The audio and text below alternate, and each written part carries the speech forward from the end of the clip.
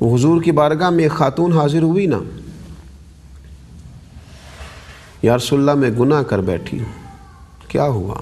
یا رسول اللہ مجھ سے گناہ ہوا اور پھر میں نے ناجائز بچہ میرے پیٹ میں ہے۔ فرمایا لوٹ جا، جب بچہ پیدا ہو تو آنا۔ وہ دوبارہ آئی، حضور یہ بچہ ہے۔ محبوب نے فرمایا جب کھانا کھانے لگے تو آنا۔ پھر جب وہ کھانا کھانے کے قابل ہو گیا تو بچے کو کسی کی سرپرستی میں دیا گیا، عورت کو سزا دی گئی، اور جب اس کا انتقال ہوا تو اب انداز یہ تھا کہ نبی کریم نے فرمایا غسل دے لو تو مجھے بتانا پیچھے جرم کی داستان کیا ہے۔ جب غسل دو تو بتانا۔ یا رسول اللہ صلی اللہ علیہ وسلم غسل دے دیا، اور میں صفیں بناؤ میں خود جنازہ پڑھاؤں گا۔ یا رسول اللہ اس کا جنازہ پڑھائیں گے جس نے گناہ کیا اور ناجائز بچہ پیدا کیا؟ تو کریم محبوب نے امت کو سمجھایا، گویا حضور فرما رہے ہیں تم نے غلطی دیکھی ہے، اس کا احساس توبہ نہیں دیکھا، اس کی ندامت نہیں دیکھی۔ حضور فرمانے لگے اس نے تو ایسی توبہ کی ہے کہ اگر میں 70 لوگوں میں تقسیم کر دوں تو اللہ ان سب کی بھی بخشش فرما دے گا۔ ایسی توبہ کی۔ طبیعت کے اندر، مزاج کے اندر یہ بات انسان کے پاس موجود رہے کہ وہ بار بار اپنے رب کی بارگاہ میں رجوع لائے، استغفار کرے۔ اور بلکہ ایک خاص بات جو سمجھنے لائق ہے، یہ استغفار کرنا، یہ توبہ کرنا اتنا ضروری عمل ہے کہ نبی کریم صلی اللہ تعالی علیہ وسلم معصوم عن الخطا ہے، تصور بھی نہیں کیا جا سکتا وہاں، لیکن حضور تعلیم امت کے لیے فرماتے استغفار کیا کرو، اللہ کی طرف رجوع کیا کرو، توبہ کیا کرو۔ فرمایا میں ایک دن میں 100 مرتبہ اپنے رب کی بارگاہ میں استغفار کرتا ہوں۔ یہ توبہ تو بڑی نعمت ہے، یہ تو بڑی غنیمت ہے۔ بڑا بد نصیب ہے وہ شخص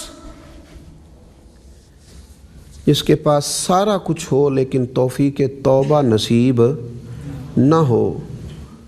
وہ بڑی باتیں جانتا ہو، بڑی کہانیاں سناتا ہو، بڑی گفتگو کرنا جانتا ہو، بڑا فہم و فراست کا دعویٰ رکھتا ہو، لیکن اپنی غلطیوں کو لے کر احساس نہ رکھتا ہو، رب کی بارگاہ میں حاضری کا مزاج نہ رکھتا ہو۔ رمضان کی بابرکت دنوں میں، مقدس راتوں میں، پر نور صبحوں میں، سحری کے اوقاتوں میں، تراویح کے موقع پر، افطار کے وقت میں، شب قدر کے موقع پر، دن کے اجالوں میں، رات کی تنہائیوں میں، لمحہ لمحہ اپنے رب کی بارگاہ میں استغفار کریں۔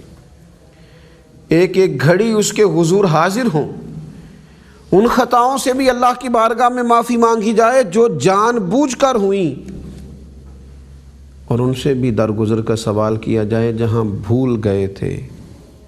ان خطاؤں سے بھی معافی مانگی جائے جو یاد ہیں، جو آئینے کی طرح واضح ہیں، اور ان غلطیوں سے بھی رب سے معافی مانگی جائے جو ہم بھول چکے ہیں، جو ہمیں یاد بھی نہیں ہے، ان سے بھی معافی مانگ لی جائے۔ ایسا نہ ہو کہ جن چیزوں کو ہم بھلا دیا ہے ہم نے، وہ ہمارے سامنے آ جائیں قیامت میں، اور ان سوالوں کے جواب دینے پڑ جائیں جو بظاہر ہم بھول چکے۔ نبی اکرم صلی اللہ تعالی علیہ وسلم مختلف حوالوں سے، مختلف حکمتوں سے ہماری توجہ توبہ کی طرف مبذول کراتے۔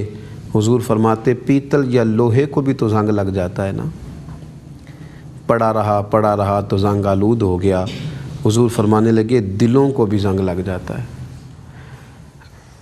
پیتل اور لوہے کا زنگ اتارنا ہو تو اس کے لیے آلے کی ضرورت ہوتی ہے، اور حضور فرماتے ہیں اگر دلوں کا زنگ اتارنا ہو نا، پھر توبہ کرو، استغفار پڑھو، اللہ تمہارے دلوں کا زنگ دور فرما دے گا۔ تمہارے دلوں کے اوپر جو گرد چڑھ گئی ہے، تمہارے دلوں کے اوپر جو آزمائش کا رنگ چڑھ گیا ہے، اللہ تبارک و تعالیٰ اسے دور فرما دے گا، لیکن تم توبہ کرو، اپنے رب کی بارگاہ کی طرف رجوع کرو۔ اگر یہ کام کرو گے تو اللہ تبارک و تعالیٰ دلوں کو نرمی بھی دے گا، دلوں کو صفائی بھی دے گا، تزکیہ بھی عطا کرے گا، تصفیہ باطن بھی نصیب کرے گا۔ اے اللہ رمضان کی برکتوں کا صدقہ ہمیں دلوں کی نرمی عطا فرما، ہمیں اپنی غلطیوں کا احساس نصیب فرما اور اپنی بارگاہ کی جانب رجوع کرنے کی توفیق عطا فرما وما علینا الا البلاغ۔